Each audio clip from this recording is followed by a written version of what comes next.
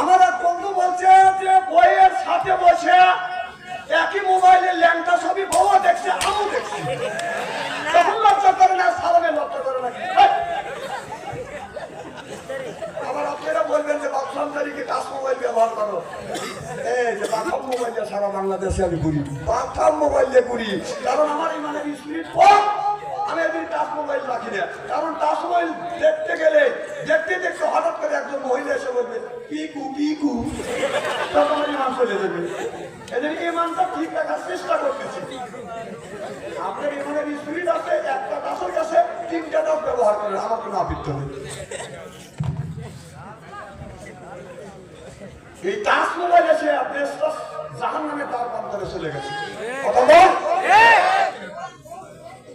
আল্লাহ বলেন কোরআন ফুসিকুম ওয়া আহলিকুম নারা, নিজে বাঁচো তোমার আহল পরিবারকে বাঁচা। আর তা নিজেও বাঁচলাম না, আহল পরিবারকে বাঁচাতে পারলাম না। ছেলের হাতে স্ক্রিনটা মোবাইল দিয়া বাবা মসজিদে যায় কি রকম নামাজ পড়িয়া মোনাজাত করে কাঁদে রব্বানা যালামনা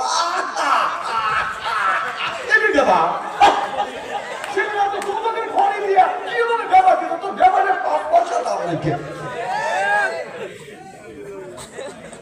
একটা পিস্তল দিয়ে ছেলের হাতে একটা মানুষকে মারিয়ে আজীবন জেল খাটতে বাপের হাত থেকে বাঁচছে। আর এই যে মোবাইলের ভিতরে খালি মিস ফায়ার করতেছে বারবার, হাসি দিয়ে উত্তর দিচ্ছেন। তো এই মোবাইলের হিসাব কিয়ামতের ময়দানে আল্লাহর কাছে দিতে হবে যে মোবাইল সৎ পথে খাটাইছো না অসৎ পথে খাটাইছো, ন্যায়ের পথে খাটাইছো না অন্যের পথে খাটাইছো। যদি এই বিচার না করে এই কথা কয় বলিলেন দেখে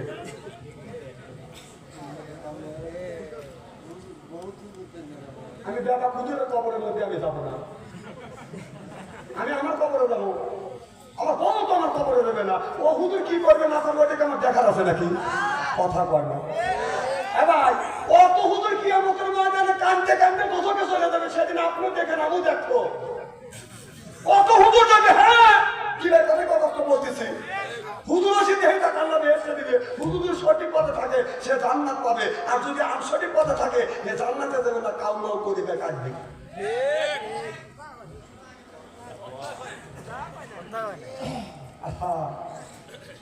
আমার একজন কয় খুদে তো সাবল কান্দে, আমার বাড়ির কাছে আমার মসজিদে ইমাম আছে যা দাঁড়াবে, আমাকে হুজুর আপনার ভোট দাম নাই তোকে ছেলে কাঁদে হামের সাহেবকে খুদে আছি টাকা বলতে দেয় না। আর যেই মোবাইল দিছি তার মোবাইল দেখে আর ভাত খায় আর কান্দে না। আসেন না শুনে খুব দুঃখ লাগলো।